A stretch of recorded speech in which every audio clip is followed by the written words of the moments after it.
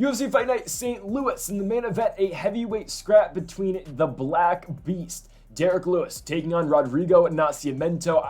I can't believe this is a main event, truly. It's Nascimento's first ever main event. Derek Lewis is there as well, which is cool, but I'm surprised of all fights, this is the one that gets a crowd. Now, I'm going to go on my quick anti-UFC Apex rant. I swear I'll only go 30 seconds. If you could main event this with a arena, it's an NHL arena, and fill it out with fans, get in a hockey-sized arena, you can put any main event anywhere in the United States and still do decent live gates. So the UFC should keep doing this. I don't care. Even next week, like I know it's in the Apex with Edson Barbosa and Leron Murphy. That card should main event somewhere. If you put that card in Portland, Oregon or Sacramento, California, is going to sell. Lincoln, Nebraska, Columbus, Ohio. Like regions in America are dying for MMA and dying for the UFC in person. Just put it in front of crowds. Anyways, let's do it. Lewis and Nascimento in the main event. We have got 13 fights on this card, and we're going to start things off first with the quick plug, folks. If you haven't yet, though, make sure to hit that subscribe button down below for UFC every single week here on the channel. We've been hitting at a pretty good rate so far this year with all MMA picks, and also we're gonna do this tomorrow. PFL MENA predictions. It's the PFL Saudi Arabian branch. I'm just gonna do a quick video on it tomorrow. It probably won't last that long, but I'll give you quick picks and give you some insight on the guys I do know on the card. So I'm not an expert in Saudi Arabian MMA, but I do know some of the guys the PFL does have on the card, so we're going to talk about that tomorrow. But let's get into the first fight of 13. We're starting things off here in the women's flyweight division. JJ Aldrich versus Veronica Hardy. Hardy is on a 2-fight winning streak after returning to the UFC after that 3-year layoff after losing to Bia Meckinney over in Brazil. She's come back. She beats Juliana Miller by unanimous decision, and then she beat Jamie Lynn Horth in her last fight by split decision. Hardy's been good though, right? Like since she has come back, since she has taken the Hardy last name, right? She has won 2 fights using her wrestling very well in the Juliana Miller fight. And the Jamie Lynn Horth fight, like, it's not entertaining by any stretch of the imagination, but Hardy does enough to outpoint Lynn Horth in the first and second rounds. Third round is Jamie Lynn Horth taking advantage and really working and out kind of conditioning Veronica Hardy, because she's able to out-grapple her and really able to beat her to position in the third round. But the first 2 rounds were definitely won by one Veronica Hardy. She's taking on JJ Aldrich, who, quietly has produced a 9-5 record in the UFC now, which I think is kind of insane. She had some tough fights, right? Losing back-to-back to both Erin Blanchfield and Ariane Lipski, but then most recently beating Liang Na, which was just a gimme matchup for her, and then beating Montana De La Rosa by unanimous decision, a fight that she was actually an underdog in, which is kind of surprising. Now, I'm not going to lie. I think, I did take Montana De La Rosa to win the fight, but JJ Aldrich just wins fights that you might not think she's supposed to. Like even the Jillian Robertson fight, I remember a lot of people going with Robertson for that fight in 2022. I picked Aldrich to win that one. She got it done by decision. But Aldrich, she's got decent boxing, right? She's not really known for the wrestling. She can go down there if she does see a discrepancy in the ground game. But really, it's going to be the striking out of her that is going to win her fights, right? She was able to keep the fight standing against Montana De La Rosa, and she was able to outbox her. The Liang Na fight, she was able to finish Na on the feet, and I know Na is now out of the UFC, but still, right, like, it's a decent win. She's able to go out there and get her only finish so far in the UFC. And the problem with JJ Aldrich has been, so far in her run, once she does take on the top 15 fighters, or the top 10 fighters, I would say, she does see some trouble. Go back to 2019, that was Macy Barber's real big breakout performance where she knocked out Aldrich in the second round in Tennessee in 2019. Aldrich got the chance against Erin Blanchfield. She lost by guillotine choke. And then, Ariane Lipski, borderline top 10, top 15 fighter, ended up beating her by unanimous decision in Vegas in 2023 on that Jan Dvalishvili undercard. I just think this is too much for Veronica Hardy. I still think Aldrich is on a different level than Hardy. I think through her striking. When you look at the fight and how it's contested on the ground, I think Veronica Hardy might have a slight advantage down there. But on the feet, I do really like JJ Aldrich, and I've seen Aldrich go out there and beat fighters who, should have an advantage against her in the grappling realm. But Aldrich has been able to keep the fight standing and use her defensive wrestling very well, because that's what Aldrich has been doing well. She's been using her defensive wrestling, and she does box her opponents when needed. I really like JJ Aldrich in this pick here. I think she's able to win the fight by decision. I'm looking at Topology right now. Hardy 76%, Aldrich 24%. I like the underdog on Topology in terms of the odds. Aldrich is an underdog as well. We're going with an underdog pick to start this fight card off, and we're going to take JJ Aldrich by unanimous decision. Now, real quick, before we move on, just a quick disclaimer. I am recording this video on May 1st. I am moving, so I need to get these videos done ahead of time. So this video is going out on Sunday, which will be May 5th. So I'm just recording this on May 1st. If anything changes to the card, I'll have updates in the description down below. I'll do a write-up on a fight if it changes. If the main event changes, I'll just make a separate video with the new main event, right? So that's how that's going to go. But yeah, we're going to take JJ Aldrich by decision. But so yeah, if anything changes in the card from now until fight week or until, I guess, Sunday, then there will be a change, or there will be something in the description detailing the newest fight. Okay, on to our next one here. We will have Jared Gooden taking on the Frenchman Kevin Jousett in this one. For Gooden, right, it's his second stint in the UFC. And, you know, he won his last fight. He's 1-1 so far in the second run. Might be a fight that Gooden needs to win to remain in the promotion. I don't know, but he's taken on a UFC undefeated fighter in Jousett. Undefeated UFC fighter, winning back-to-back fights, winning his first one against Kiefer Crosby by submission in the first round over in Australia, and then winning later that year in 2023 against Song Kenan by unanimous decision, going out there and really putting a pace on Kenan, outstriking him basically 2-1 and winning every single round in that fight too. Jousett's not bad. I really didn't know like what we were going to get out of this guy coming into the UFC, and yes, I have picked him twice so far to win in the promotion, and it has worked, but I was kind of, you know, I really didn't know what to expect because he was winning fights in Hex prior to his, run in the UFC. He lost a fight by split decision in Eternal MMA in 2022, and then, won a fight against an 0-1 guy at the end of 2022 as well. It was weird, right? And you never know, right? Like Hex is a good promotion over in Australia, right? So Jousett is a Frenchman who is training out of city kickboxing in Australia or New Zealand. And, 2-0 so far in the UFC. He's taking on Jared Gooden. Gooden's got heavy hands. We've seen it so far. And in the Wellington Turman fight, right, he actually takes down Turman in that second round and ends up finding the back and getting the submission. I don't think Turman's the greatest, honestly. The first round was close and competitive. I did give it to Turman because Turman was able to out-grapple Gooden, and the striking was fairly even in that first round as well. Before that, Gooden, though, lost to Carlston Harris in his return to the UFC. Now, Carlston Harris is going to be in a co-main event spot for the UFC. I don't know if it's the next Apex card. It is. It's next week. He's at the co-main event of Edson Barbosa and Leron Murphy. The co-main, I kid you not, is Chaos Williams versus Carlston Harris. It's insane. Anyways, Gooden loses the fight to Carlston Harris. Harris out-wrestles him and just beats him on the feet too. Before that, for Gooden, his last fight in his first UFC stint, losing a unanimous decision to Randy Brown. We look at what Gooden did outside of the UFC. Did not go undefeated, actually. I believe he went 4-1. Yeah, winning on the first rebranded Icon FC card on Fight Pass, beating Curtis Millender on XMMA. Came back, lost to Impa Kasanganai by first round knockout in XMMA. Now, at the time, I thought it was ridiculous. Impo wasn't getting a second shot in the UFC, and Gooden was. But I mean, I think it worked out pretty well for Kasanganai. He is now the champion in the PFL, and he's doing pretty well for himself over there.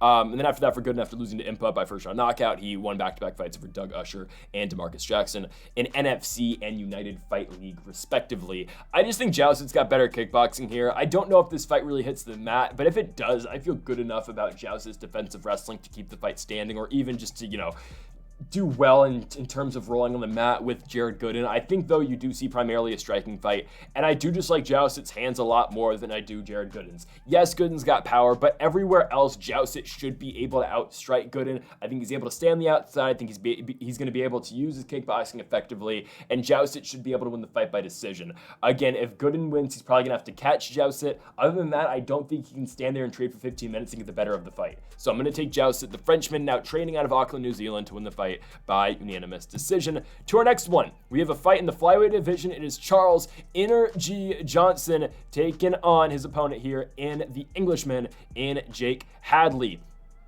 For Charles Johnson, coming off a win over Azat Mascom in his last fight, winning the fight by unanimous decision on that Dolidze Imavov card. Mascom does drop him in the first round. You're thinking, okay, Johnson's probably going to be on his way out of the UFC with a loss here. No, he bounces back. He wins the second two rounds, and he ends up getting the nod by decision. 14-6 professional record so far for the American in this one, Charles Johnson.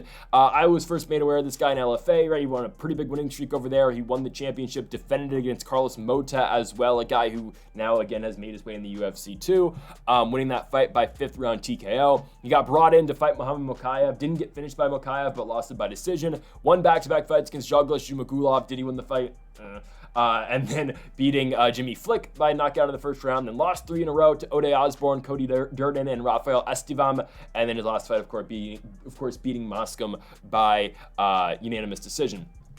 He's getting Jake Hadley here, who I guess is somewhat of a, I wouldn't say a controversial guy, but like, you know, some people like Hadley, some people don't, right? The guy's got attitude, I guess you would say. Dana White, I remember when he was making his way in the UFC, said, you know, a lot of people with the UFC brass didn't like Jake Hadley, but Hadley has been doing his thing as of late, right?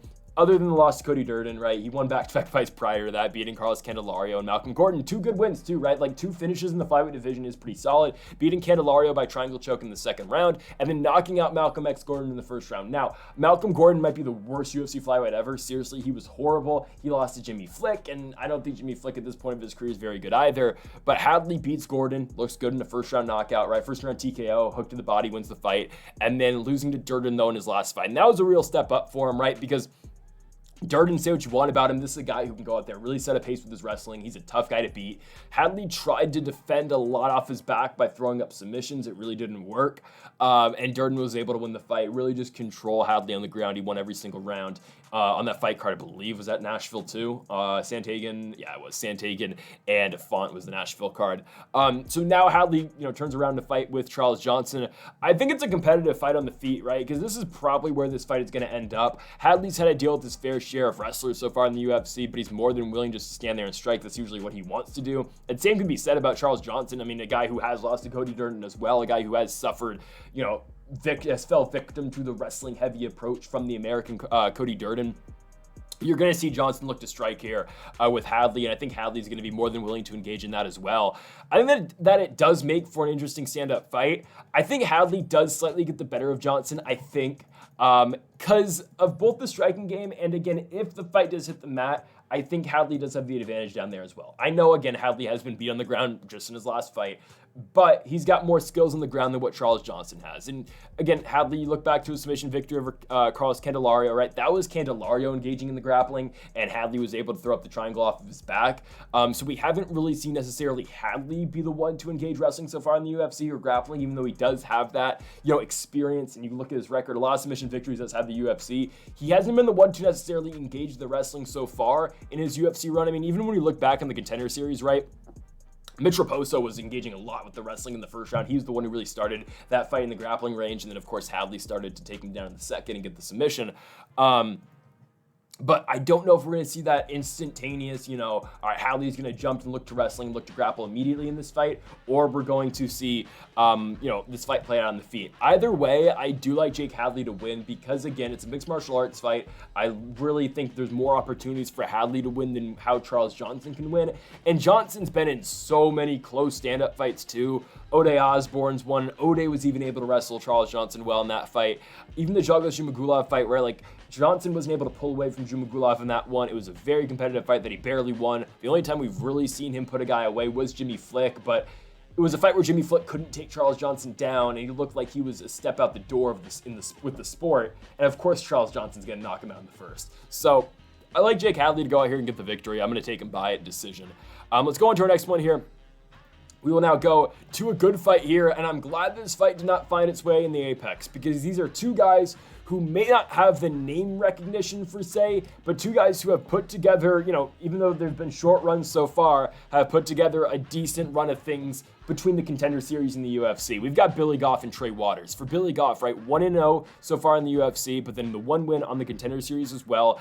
And he was kind of gifted an opponent, I'm not going to lie, right? Beating Yukatsu Kinoshita in his last fight. Kinoshita was not the best UFC guy. I don't think he's still at the promotion. He's 0-2. Actually, no, he is, right? He was booked against Danny Barlow. I don't know if Kinoshita is going to get another fight in the UFC, but Right, Goff goes out there and just dominates, drops him with the body punch in Singapore in August of last year, wins the fight by first round finish. Before that, picking up the win in the Contender Series, winning the fight by knockout in the first, and before that, winning fights in CES. He was the CES middleweight champion heading into the UFC, and he's taken on a guy, who's very good in his own right, in Trey Waters. Now, Waters did lose on the Contender, but he did win in LFA right before his run in the UFC. He was the LFA welterweight champion, beating Jalen Fuller by second round TKO, and then winning a big fight against Josh Quinlan in his next one by unanimous decision. Completely shut down the game of Quinlan, beat the guy to the punch every single time, winning every round in that fight against Quinlan.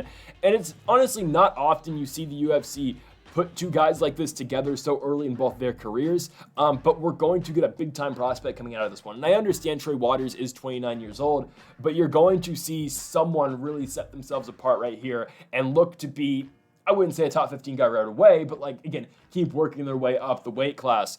For Billy Goff, 25 years old, Waters 29.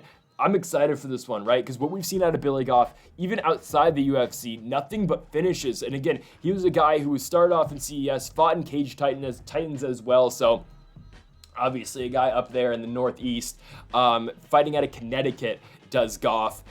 He even has a fight in Bellator, won Bellator in 2020 over, who did he beat? He beat Robeson Gracie Jr. by TKO. That card is main evented by Juliana Velasquez and Elimele McFarland. But he's been around. Goff does have 2 losses. They both, though, come in his 3rd and 4th professional fight in 2019. So not too concerned with that. Billy Goff has been able to put guys away. And for Trey Waters, it's been more of the same. He's been able to mix it up a lot with his grappling and his striking, too. He was not able to get the finish against Quinlan, which, if you watch Josh Quinlan versus Danny Barlow, that guy is tough to put away. So I don't put too much on that, on Waters not being able to finish Quinlan. But I think this is a very competitive fight. I think both these guys are going to be more than willing to engage in a really fun stylistic matchup. And again, there's a reason they put this one on a fight night with a crowd, because someone's likely getting finished and someone's going to get so much hype off of this victory. And I think it's going to be Billy Goff. I'm taking Billy Goff to win the fight by first round knockout. I'm sold on this guy. Again, I understand Kenosha is not very good, but look at the body of work that Goff's able to put together in 4 minutes in that fight. How he's able to work the body, he's able to work the head. His striking looks very crisp in that fight. Kenosha doesn't hit him all that much in that fight as well. And even when you look in the Contender Series as well, putting together a nice victory in the first round. I understand he gets dropped in that one, but Goff gets dropped, comes back and still wins the fight. He can deal with adversity as well.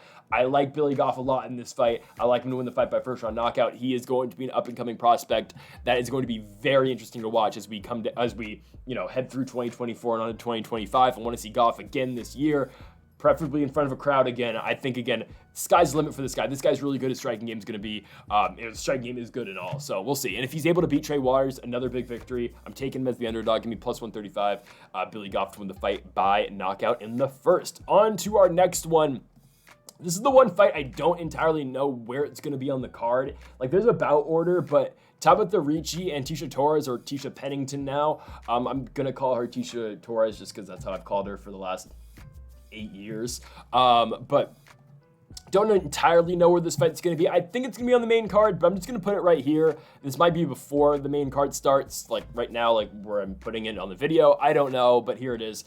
Tisha Torres taking on Tabitha Ricci. So Torres is coming off a fight that she lost to Mackenzie Dern. She won the fight. Go back and rewatch that. She definitely beat Mackenzie Gore in that fight. Gore is not able to take her down. Tisha Torres, I think, outstrikes her in the first and third rounds. I don't think that's too controversial of a take. I believe the swing round that they do give Mackenzie Dern is the first. I don't see it. But Torres, after that, went and had a kid, of course, with Raquel Pennington. And now she is back, and she will be fighting Tabitha Ricci. Tabitha Ricci, 4-2 in the UFC, losing her last fight to Lupita Godinez, or Lupi Godinez. Not a horrible loss. Now, Godinez has lost to Vina Jandiroba since, which it is what it is. But Ricci, before the Godinez fight, was putting together a lot of victories. Right? She comes into the UFC, fights Manon Fior on short notice. What you gonna do about it, right? She loses the fight. It's fine. It's up a weight class. No shame in that. Then comes back, beats Spider Girl, Maria Oliveira, beats Poliana Viana by decision. She out-grapples Viana. She submits Jessica Penne, kind of what Penne does or tries to do to other people. That's what Ricci did to her. And then she beats Jillian Robertson by taking Robertson down and winning the fight on the feet as well. Ricci's good. If you can beat Jillian Robertson, you are pretty solid. Robertson's been winning fights of late. Right? I mean, she's coming off a win over Viana. We'll see her against Michelle Waterson Gomez on that Connor Chandler card. I think she'll beat Michelle Waterson at this point in Waterson's career. But anyways, right, Ricci's been stacking wins. She lost a close fight to Godinez that I think Godinez should have got the nod in. But now we're going to get Tecia Torres. And I say this every time a fighter is coming off of pregnancy and coming off of giving birth.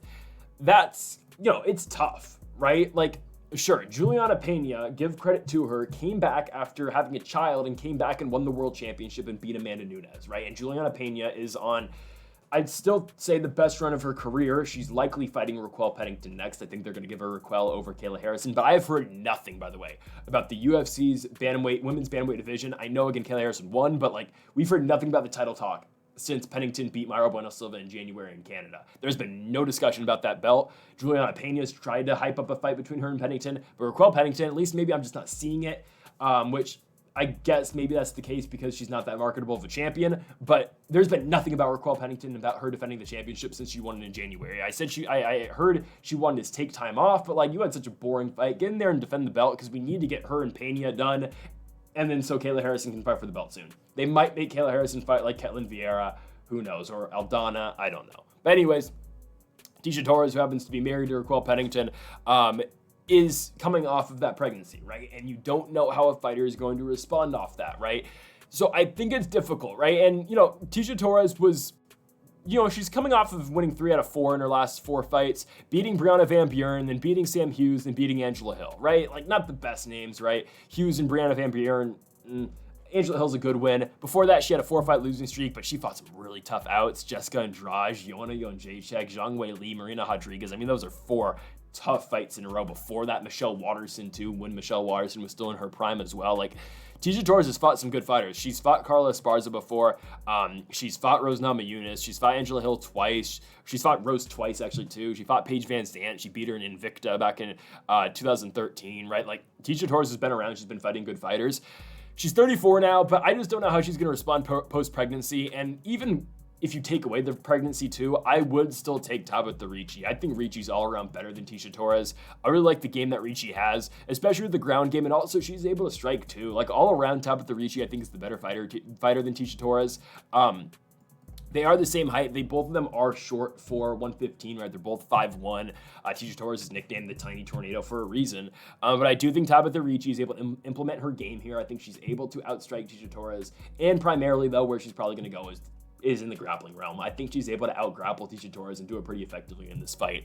And again, I just don't know how we're going to, what Tecia Torres we're going to see post-pregnancy. But like I said earlier, even if you take away the pregnancy, I'd still take Tabitha Ricci. Because again, Tecia Torres is coming off that layoff too. So give me Tabitha Ricci to win the fight by unanimous decision. To our next one, oh man. Okay, Terrence McKinney. He is back and he's taking on Esteban Ribovics in this fight. This is a good one.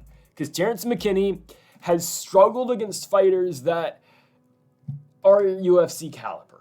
Since his win over Matt Frivola, Terrence McKinney has struggled against higher level UFC names. But he has, picked up 5 wins in the UFC, or most of his 5 wins against guys who are not UFC caliber. I'm looking at Eric Gonzalez, I'm looking at Mike Breeden, and I'm looking at Brandon Marat in his last fight. And Terrence McKinney will go through those guys and completely dust them. He'll win the fight by first round finish. The problem is, some of these other fights against guys who are UFC caliber and are tough outs. Azim Sadikov, okay. Ismail Bonfim, tough name, tough guy, tough name. I don't know. I'm recording this before UFC 301, so if I'm assuming Bonfim beats Vince Pichel. I mean, he better. He's like a minus 600 favorite. Anyways, McKinney loses to Bonfim. Drew Dober, no shame in that. He almost had Drew Dober in that fight too. But still, McKinney has lost against these higher level guys. And yes, he beat Frivola. He knocked him out in 7 seconds at UFC 263. It was a crazy finish. Good for him. But McKinney has struggled against some of these better guys. Esteban Ribovics is 1-1 in the UFC. He's got a loss to Loic Ruziboev by unanimous decision. It's a fight that he just gets out-grappled in, but Ribovics does drop him in the second round, but Jaguar Paw is able to do enough in the first and third round to win the fight. Then after that, Ribovics fights Camuela Kirk and beats him by decision. Ribovics is a primary striker. He's looking to go out there and he's looking to strike with you. Now, both guys can grapple, right? Terrence McKinney does have his fair share of submission victories, and Esteban Ribovics has his fair share of submission victories as well. Can McKinney finally break through, though, against a guy who with all due respect to Marat, Breeden, and Gonzalez, can he beat a guy that's not 0-3 in the UFC? Because that's what McKinney's been doing. And that's good that the UFC's doing that for him. Honestly. Like, honest to God. That's good the UFC's doing that. Because McKinney's a marketable guy. He's a guy that people do like. He's very active on social media. And he's a semi-well-known name. So you want to keep him winning and you want to keep him in the UFC. But this is, again, you're going to put him on a card in front of a crowd, and you're going to give him a somewhat tough opponent. Now, McKinney has had 8 fights in the UFC. Ribovics has only had 2. Can he go out there and knock out Esteban Ribovics? 100% he can. Can Ribovics knock him out? Yeah, McKinney doesn't have the best chin. He doesn't. Right? Drew Dober was able to go in there and knock him down. Bonfim knocked him out with the flying knee, right? We'll see. Right, and Sadikov was able to go in there and submit him. I don't know if this one really goes into the grappling. I think you're going to see primarily a striking fight. It's going to be a car crash. It really is. It's going to be, this is going to be fun. It's going to be, an all-action type of fight. I'm close to this one. I'm really close because Terrence McKinney, he's good. But can he break through against a guy like Ribovics, who, looked good in the Camwell Kirk fight? I don't think is going to be too much thread the grappling because I think McKinney's going to respect enough of the grappling game on Ribovics, and he's probably not even going to try it.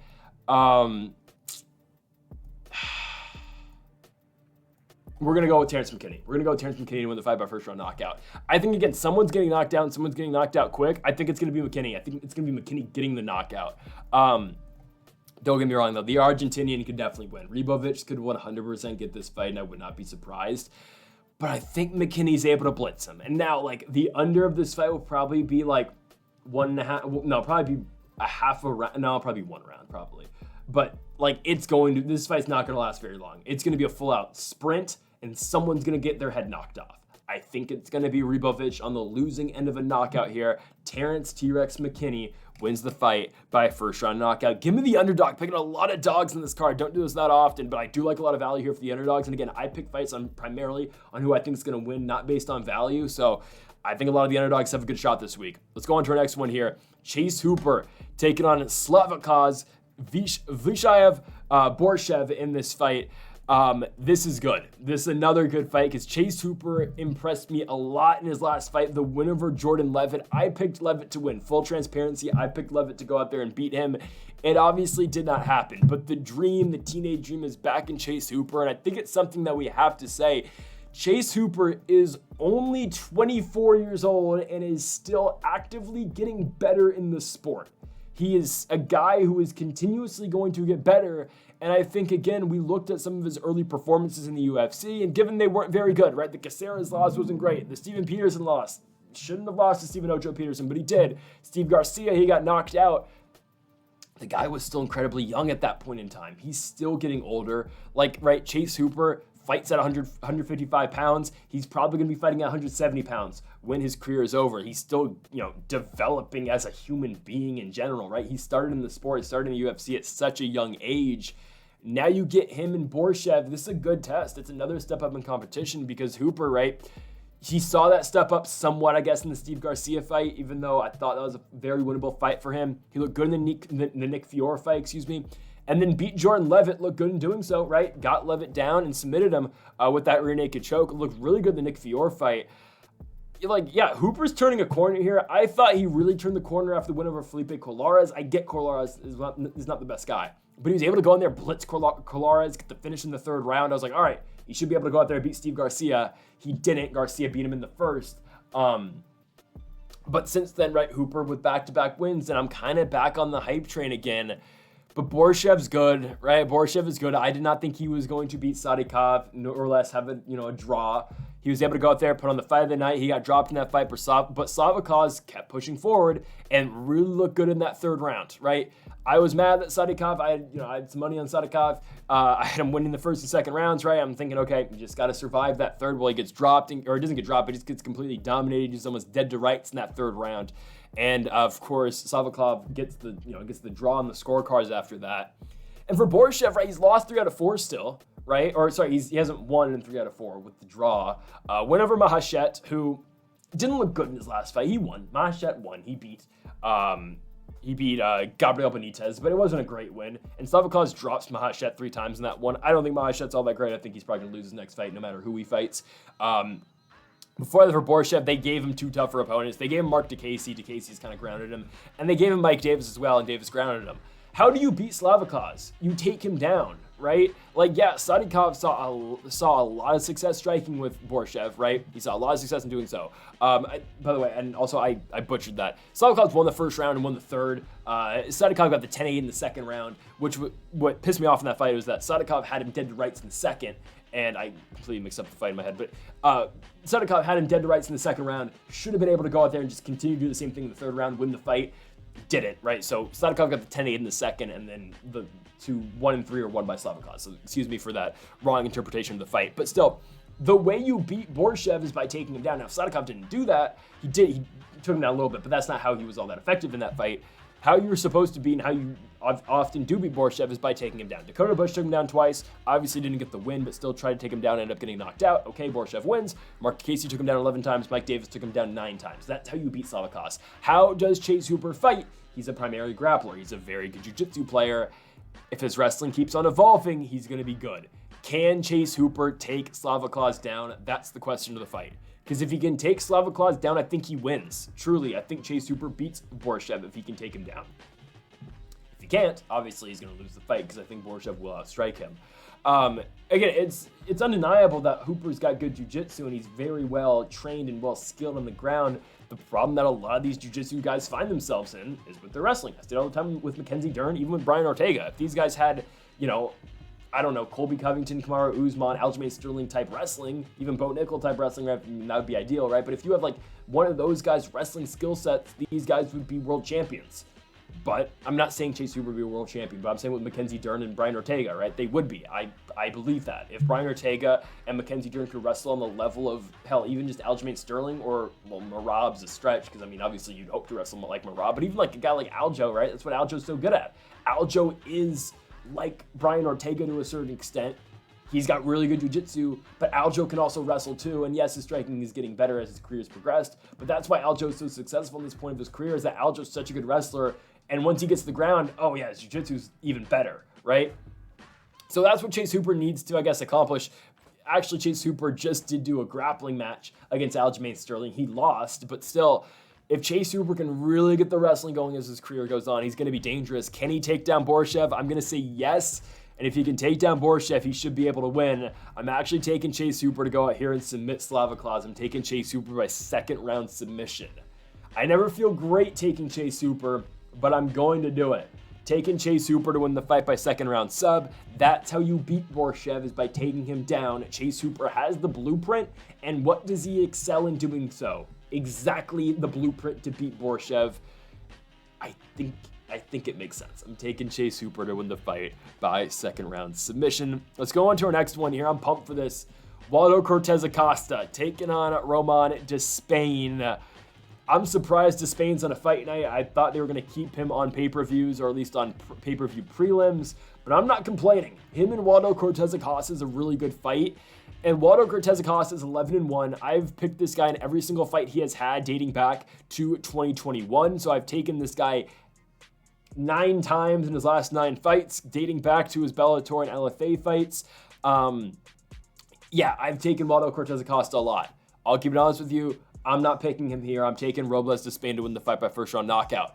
Now, we are going to find out, though, truly how good Robles Despaigne is with this fight. You can beat Josh Parisian. Josh Parisian is not the greatest. Waldo Cortes-Acosta is not an elite level striker in the UFC, but he's a good striker. He is a decent enough top 20-ish, top 25-ish heavyweight in the UFC. This is the step up for Robles Despaigne. And I know the UFC is going to try to do this, because they do this sometimes with the kickboxers that have a lot of hype.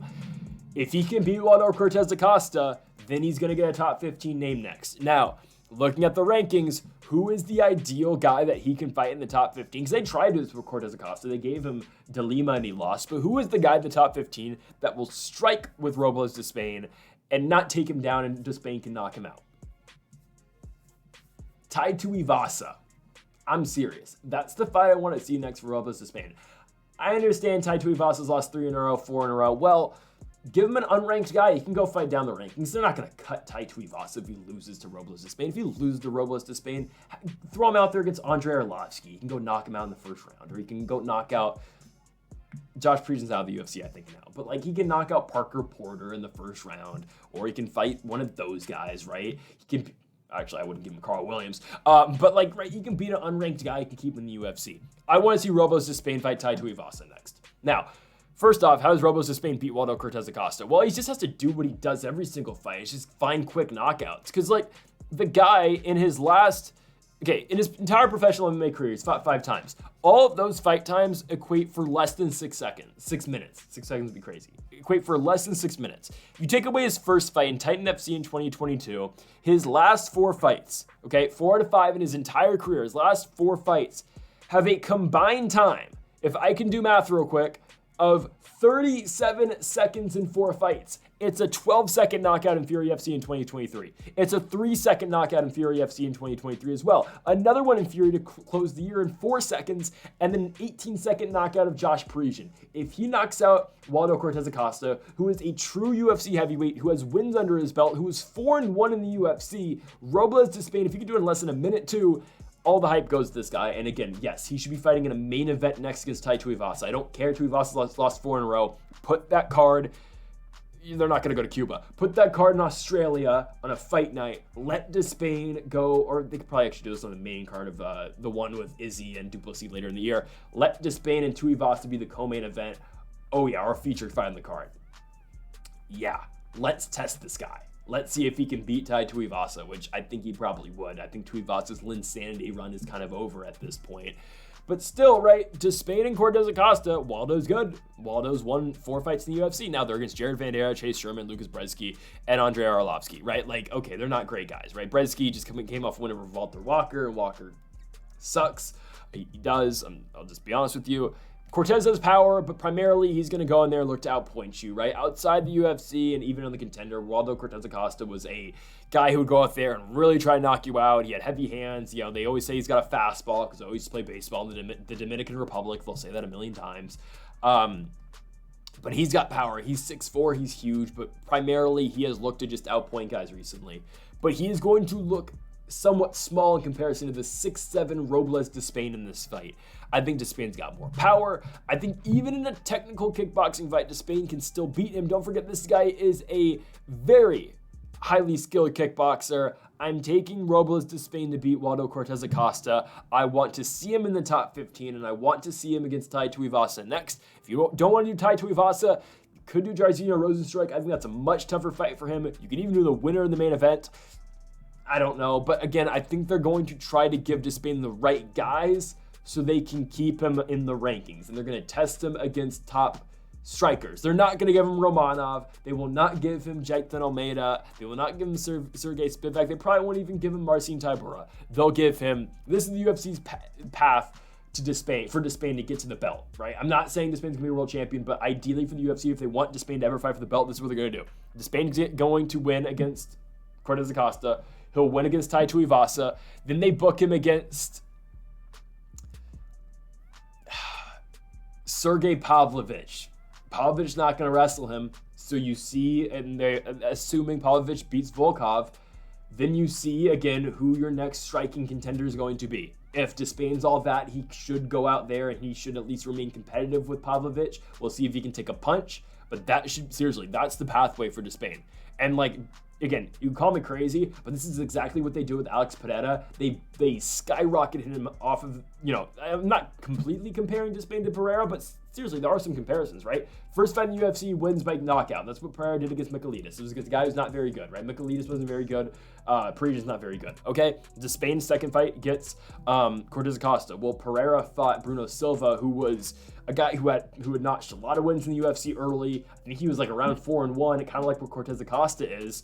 Okay, boom, you win that fight. Then you get a guy in the rankings. They gave Pereira Sean Strickland. I don't think Despaigne has that level of height because obviously he didn't beat the champion like Pereira beat Adesanya, but still you give him a guy in the rankings, Tuivasa, and for Pereira, then he got the championship fight. Well, then I think Despaigne's one away, give him Pavlovich, and then from there, can he fight for the belt? I don't know. Another good shout, him and Cyril Gane would be really interesting.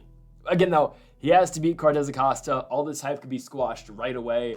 I think Despaigne wins the fight. I'm excited for this guy. He's 35. If there's ever going to be a run for the belt, it's going to be right now. Keep him away from the wrestlers. Robles Despaigne wins by first round knockout. To our next one, Alex Caceres takes on Sean Woodson. Obviously, Caceres has been around for forever. This is a guy who has fought a million different names. And you look at the record, right? It's not pretty at all. It's 21-14. And Sean Woodson poses an 11-1-1 record.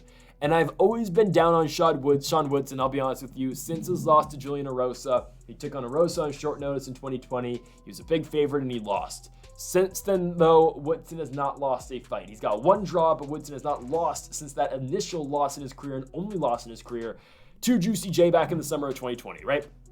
So win over Youssef Zalal by split decision. The fight was horrible, but he won. Okay, he beats Colin Anglin by first round knockout. He's got the draw against Luis Saldana. He's got the win over Dennis Bajuka by unanimous decision in Tennessee, and then the win over Charles Jourdain by split decision on UFC 297 on that Strickland at Duplessis card. Woodson's been putting together victories. He will now get Alex Caceres. Caceres, he's been hanging around the top 15. He beat, Daniel Pineda. He beat Julian Erosa. He knocked him out. He beat Sung Woo Choi by submission. Yeah, he lost to Youssef. Yeah, he lost to Giga Chikadze.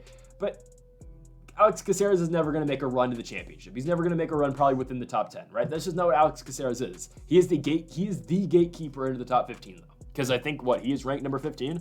I think 15, 14. He's unranked now with Diego Lopez in the rankings, isn't he? Okay. Ideally, though, seriously, Alex Caceres is number 16. He should be, because Sodi Gusev is 15. He should be 16. Caceres is the number 16 guy in the weight class. And again, when you see him fight up the rankings, like against Youssef, like against Giga Chikadze, he's likely not going to win. But he's been turning away some of these guys who, again, are borderline top 15 guys, like Pineda, like Sung Woo Choi, like Erosa, and he's been winning those fights, and he's been getting finishes in those fights as well. Except for the Pineda fight, but still, that fight was pretty good. It was a fight of the night. Now you get him against Sean Woodson, and they're almost they're kind of similar in at least their builds. Woodson's just a bigger version of Alex Caceres, seriously. And Woodson has sneaky power. His striking is evolving, and he's pretty solid. And I'm kind of willing to somewhat jump back on the Sean Woodson hype train. Not entirely, but I was very down on this guy after his loss to Erosa. Given I've only picked against him once since the loss to Erosa, it was the fight against Charles Jourdain where he won it. But I am somewhat willing to get back on the Sean Woodson hype train. And I can't believe I'm doing this, but I'm taking him to win against Alex Caceres. And I know he's a favorite, but I've always been a big Alex Caceres fan. I've picked Caceres a lot, even though some of his fights against Chikadze and Erosa, Chikadze and Youssef, I've been a realist about things and picked against him. Gonna pick against Caceres here. I'm going to take Sean Woodson to win the fight by decision. I think it's a good technical striking fight, right? I think both these guys are going to have their moments in the feet, but I just think as a whole, Woodson is the better striker. Caceres might be able to catch him. I think the power advantage definitely goes with him. Maybe Caceres does catch him, but I think Woodson does do a good enough job to go out there and outpoint Caceres. He's got a big reach advantage in this fight, which is something that Caceres really doesn't see all that often, right? Woodson's gonna have a 5-inch reach advantage, 5-inch reach advantage in this fight, which is pretty sizable. I think Woodson wins. He uses his kicks effectively, and Sean Woodson, might be fighting for a ranking very soon. Woodson at 31 years old, training out of St. Louis. It's a home fight for him. I think he does go out there and win the fight. Give me Sean Woodson by unanimous decision. On to our next fight here between Carlos Diego Ferreira and Mateusz Rebecki here. Rebecki is a pretty sizable favorite in this fight. I get it for good reason, right? Carlos Diego Ferreira, 18-5 professional record, is coming off of that really nice knockout victory where he knocked Michael Johnson out stiff. But he gets a tough out here in Mateusz Rebecki here. This is Rebecki's fight into the top 15. I don't think Diego Ferreira is still ranked. I don't think he is. But this is the fight that's going to kind of get Rebecki, towards the rankings very soon. Right, this is a guy who was 19-1 professionally. He was on a huge winning streak going into the UFC. Still is on a big winning streak. He has not lost since 2014. His only loss, he's got a win outside the UFC. He's got he got a win in the Contender Series and then came into the UFC and won 3 in a row against Nick Fior, Louis Ruziboev, and Roosevelt Roberts. It always trips me up every single time I see Rebecki and he fights Magomed Magomedov. I'm always thinking, oh, okay, that Magomed Magomedov. No, he fought a different Magomed Magomedov because there's a million Magomed Magomedovs. Anyways, Rebecki, right, 3-fight winning streak. He's got the knockout win over Ruziboev, and then a armbar victory in his last win over Roosevelt Roberts. He can get it done anywhere. He can get it done on the feet. He can get it on the ground as well. All around, very good fighter. 31 years old, coming in from Poland. It's a tough fight for Carlos Diego Ferreira. It's a tough fight.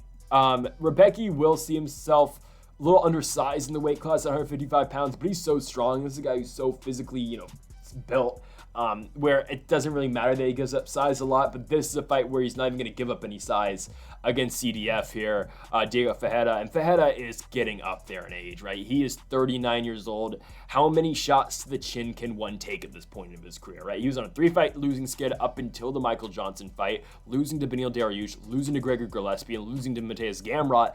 And that was coming off his biggest win of his career. He goes in there and submits Anthony Pettis in the second round on a Conor McGregor main card of a pay-per-view, and then hadn't won a fight in 3 straight years, right? Losing 3 straight fights to Gamrot, Gillespie, and Dariush, given 3 very good guys, but wasn't really able to capitalize on that momentum that he built in the Anthony Pettis fight. And now here he is. He's kind of being used as the stepping stone against Mateusz Rebecki here.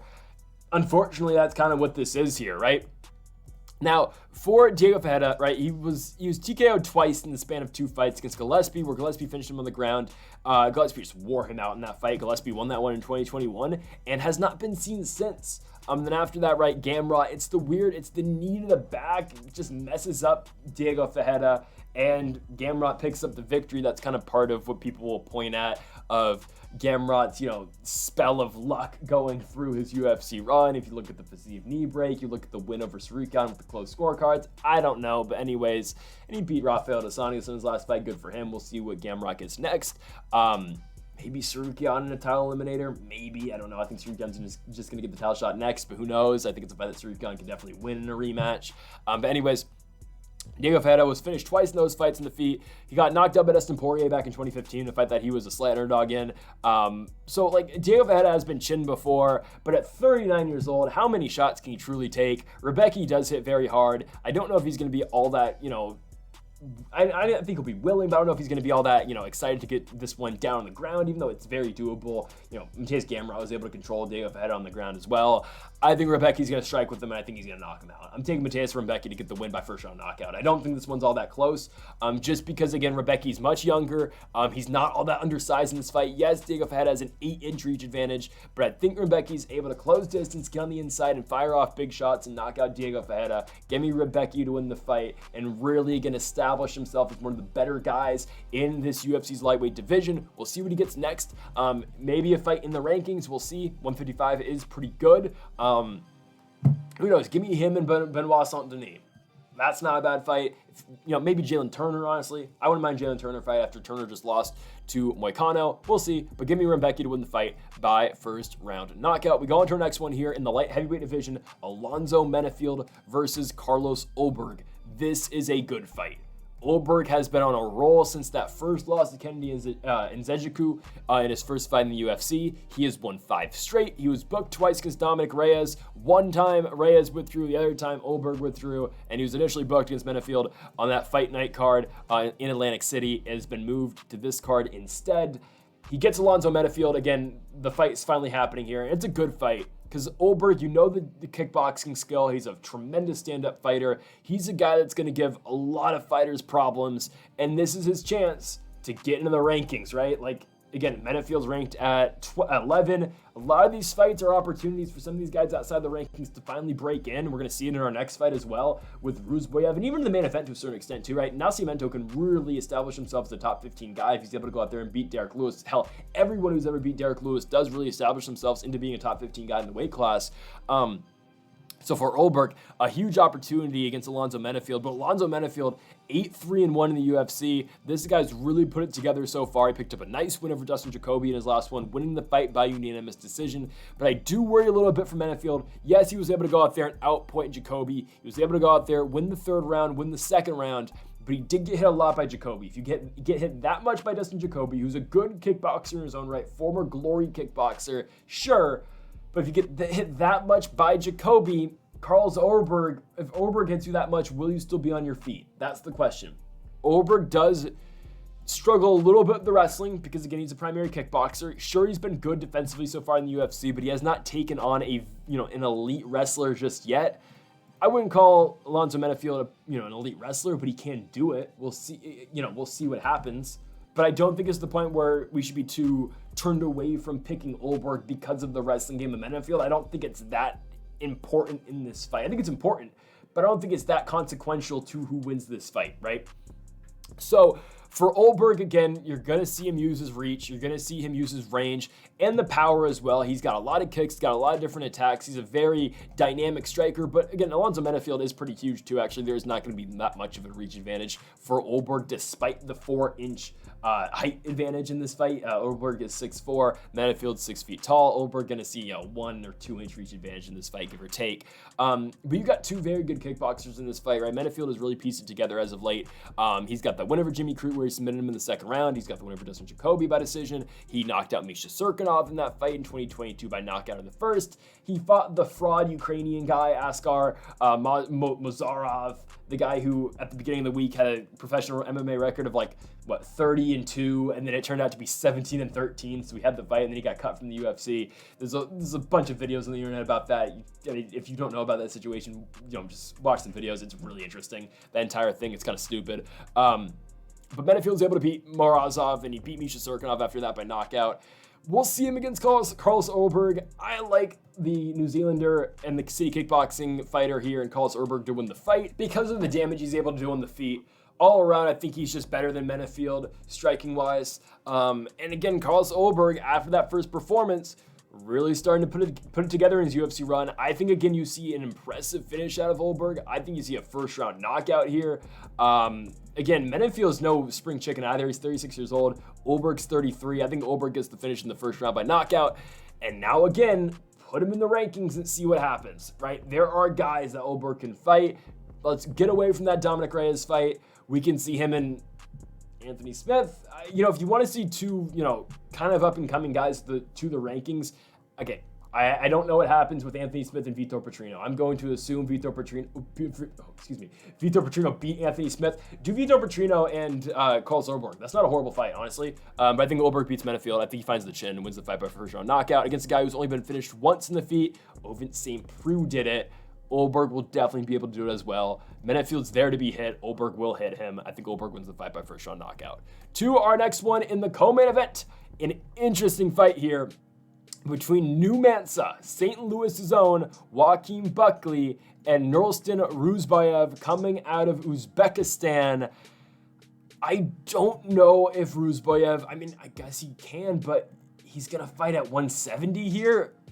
I don't know about that. He's 6'5", coming down to 170 pounds. Because this is a guy who, I believe, fought 195 outside of the UFC. I don't know if he's ever fought 170. He's fought catchweight 175. But truly, he's fought 170. Last fight 170 was in 2021 against Maxim Soroka, where he won by first-round submission. Last time he's fought at 170, he has done it, but is that really where he's best? I don't know, right? It's interesting. It's interesting that he's going down 170 pounds here. He's jumping on the opportunity. Buckley was campaigning for the main event spot in St. Louis. He didn't get the main event. He got the co-main event instead, which is fine. I think it's fine to keep Lewis in the main event, even though, I don't think this fight's going to go 5 rounds either, but, it's interesting, right, that this is the co-main event. It's cool, though. Good for Buckley. He gets to fight in front of the hometown crowd in St. Louis, Missouri. This is such a tough fight. It's such a tough fight against a guy who's walking into his 45th professional MMA fight. Then the guy's the same age as Buckley. They're both 30. They both just fought in Atlantic City. I understand Ruziboev's last fight. Okay, yes. He pokes Cedric Dumas in the eye, and then he finishes him with an uppercut. Okay, it is what it is. He was probably going to be Dumas anyway. You look at his win over Bruno Ferreira, where he knocks him out in the first round. You realize, okay, yes, Ruziboev is legit. This is a guy who's been around. He's got a very good striking game, and he can also grapple as well. That's something that might give Buckley some problems. Nascimento Imavov was able to, give Buckley a little bit of trouble in their grappling, in the grappling exchanges they had in Paris, France. I believe that was a co-main event as well. But Buckley is not unbeatable in the feet. Yes, he's coming off a win over Vicente Luque, where Luque looked god-awful in that fight. I don't know what Luque was doing. Maybe all that damage has finally caught up to Vicente Luque. Let's just be honest. I think it has. Buckley's very beatable, though. Chris Curtis was able to solve the puzzle and knock him out, find that big punch and knock him out in the second round. Imavov was able to beat him. Buckley has turned away hype trains before, though. Look at the Albert Duraev fight. Right? In front of a crowd. I believe it was a co-main event, was able to finish Duraev. He got the doctor stoppage at the end of the second round. Look at his wins after Curtis. Win over Fialo, a win over Morono by decision, a win over Vicente Luque. We'll see what we get here in the Ruziboev fight. But the Vicente Luque fight was so weird. Yes, Buckley was beating him to the punch every single time on the feet, but the fight ends because Luque pulls guard, and then Buckley just, ground and pounds him out to a victory. It's a weird, it's just a weird all-around ending to that fight. But now you get Ruziboev, who's huge. He's 6'5", Buckley's 5'10". Oh man, they don't have an exact reach on Ruziboev. I know they do. Okay, so Ruziboev and Buckley are gonna have the same reach, I think, going into this fight, about the same. I don't know, though. Ruziboev's so much taller. Like, Buckley's gonna be punching up this entire fight, right? Buckley is 7 inches shorter than Ruziboev with this fight. But what Ruziboev do we get at 170 pounds? That's what makes this fight so intriguing and makes it so difficult to pick, truly. I think this is a very good one here. I'm taking the Uzbekistani fighter, though, fighting out of Philadelphia. Give me Nurulston Ruziboev to win the fight. I'm taking him by first round knockout. Someone's going out and someone's going out quickly. But I think Ruziboev wins in the road here. I think he disappoints the hometown crowd because people are going to be pumped for Buckley going in this fight. Buckley's been, through Buckley's career, sure, he's seen his amount of hype, right? After the big win over Kasanganay, this is the most hype, though, Buckley has ever had going into this fight. He's coming off a win over a perennial top 15 guy, top 10 guy in Vicente Luque. He's finally in the rankings, and I think he's going to get turned away here, though. I think Ruziboev's going to beat him. I think Ruziboev wins and enters the rankings now. Buckley's going to lose his ranking. Ruziboev's probably going to be number 10 ranked in the division. I don't know who he gets next. Stephen Thompson kind of feels like a fight that they probably do. I wouldn't mind seeing Sean Brady. I wouldn't mind seeing Jeff Neal. I wouldn't even mind seeing, the ultimate test if you're a top 10 fighter or not. Give him the gatekeeper, Neil Magny. Seriously, right? I would not mind seeing Ruziboev fight these type of guys. He's got a very tough out, though, here in Buckley. I think Ruziboev's striking is too good. I think he's got a better striking game than Buckley. Yes, I do think he does. And if the fight needs to hit the mat, I think Ruziboev beats him down there as well. We are picking yet another underdog on this card. I'm taking Nurulston Ruziboev to win the fight by first round knockout against the hometown favorite in Buckley. As we go on to the main event, we have Derek Lewis, the Black Beast, returns to take on Rodrigo Nascimento. I can't believe this is a main event fight. It does not feel like a main event fight because who is Rodrigo Nascimento coming off of a victory over? Don'Tale Mayes. I said this a couple weeks ago when Don'Tale Mayes was about to fight. Oh my God, who did he just fight? He fought Kyle Machado, right? He beat Kyle Machado. We got that one right by decision, right on the dot. But anyways, I was saying that going into the Machado fight with Don'Tale Mayes, okay, he just lost to Rodrigo Nascimento. If he beat Rodrigo Nascimento, would this fight card seriously be Derek Lewis versus Don'Tale Mayes in the main event? It probably would have been. I'm serious. That's probably what the fight would have been. But now we get Derek Lewis and Rodrigo Nascimento, who Nascimento is 4-1 in the UFC. Okay, he is. Right, he has a win, 2 wins over Don'Tale Mayes, which is weird, out of his 4. He's got the loss to Chris Daukaus, which I know Chris Daukaus went on his big run, and now he's, not even in the UFC anymore, I don't think. Is he? No, he's definitely not in the UFC. I know, again, Daukaus went on his run, but Daukaus was able to close distance really quickly, blitz Nascimento, drop him twice in the span of 40 seconds and knock him out. I get Derek Lewis can really lose to and beat almost everyone in the top 15, but I really don't think Derek Lewis, loses to Rodrigo Nascimento. I'm sorry, I don't see it. I understand Derek Lewis has lost 4 out of 5, but when you give him these lower level guys like Chris Daukaus in a main event, like Marcos Rodrigo de Lima on the main card of UFC 291 in Salt Lake City, he tends to beat these guys. And he did better than I thought he was going to do against Jailton Almeida. Obviously, Almeida was able just to lay on him for 25 minutes, but he did better than I thought he was going to do. And when you look at some of these other fights, right, he's just fighting tough guys. Tuivasa can also win and lose to a lot of guys in the top 15. Sergey Pavlovich, top 5 guy. Sergey Spivak, top 7 guy. He's fighting top guys. Cyril Gane, top 3 fighter in the division. Derek Lewis has always been fighting these top fighters. Now, again, I'm still mad he fought Cyril Gane. I wish he went and fought Francis Ngannou and waited and said no to the interim title fight after he beat Curtis Blades, but it is what it is. Derek Lewis gets Rodrigo Nascimento now. I understand Lewis is on the tail end of his career. He's, 39 years old now. He's not the same guy he used to be. He still does hold all those knockouts, though, in the UFC.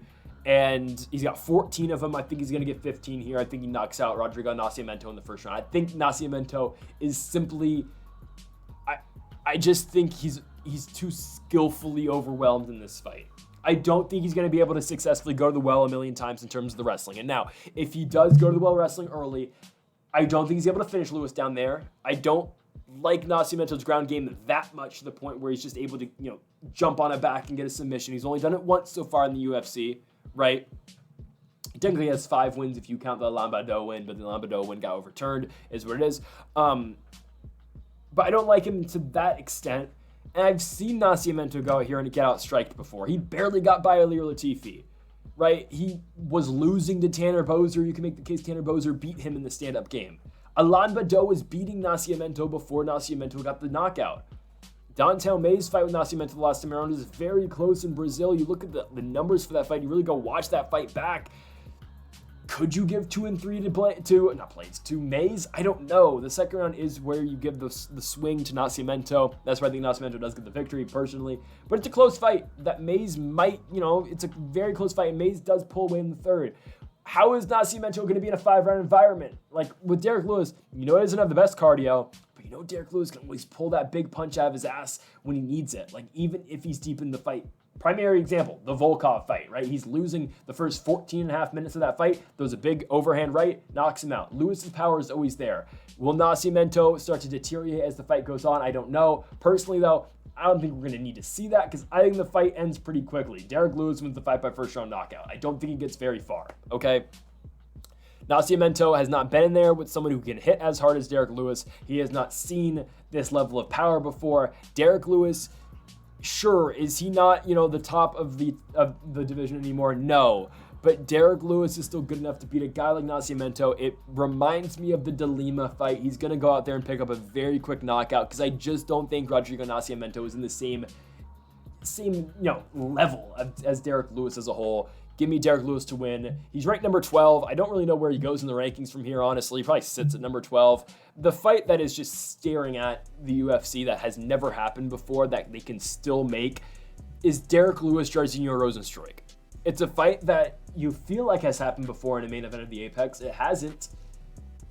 What are we doing? These guys have been around for forever in the top 15. It's a fight that's never happened before, and it should happen. Seriously, where does Lewis go other than a win over Rozenstruik? After the win over Nascimento, other than a fight against Rozenstruik? Not a Tuivasa rematch, not a Spivak rematch, Tabora rematch, maybe. Jaito Almeida rematch, no. Volkov rematch, no. Blades rematch, no. Pavlovich rematch, no. Gon rematch, no. I'm just saying that because he's fought everybody. De Lima rematch, no. The fight to make is Rozenstruik.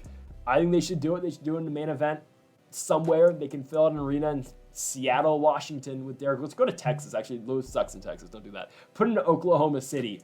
Derek Lewis, Jairzinho Rozenstruik. Late summer. Lewis is not going to take damage in this fight. He's going to win. Rozenstruik coming off a win over Kazeev. So do that fight next. I think Lewis, though, beats Nascimento. I just think he's so much better, and Nascimento has not seen anybody on the power level of Lewis, and I don't think he's able to go out there and just submit him right away. I saw Derek Lewis fight decently enough on his back and on the ground against Jaito Almeida. Nascimento is not going to smoke him on the ground. It should be good enough. Derek Lewis should be good enough to all-around win this fight. Lewis takes it by first-round knockout. And folks, thank you all for watching our UFC St. Louis full card fight night predictions here on the channel. If you haven't yet, though, make sure to hit that subscribe button down below for more. Make sure to leave a like if you did enjoy the video, and make sure to comment if you do disagree with any of the picks. We'll be back tomorrow for PFL Saudi Arabia picks here on the channel as well. So make sure to stay tuned in for the channel for that one tomorrow. Thank you all for watching, folks, and Mamba forever.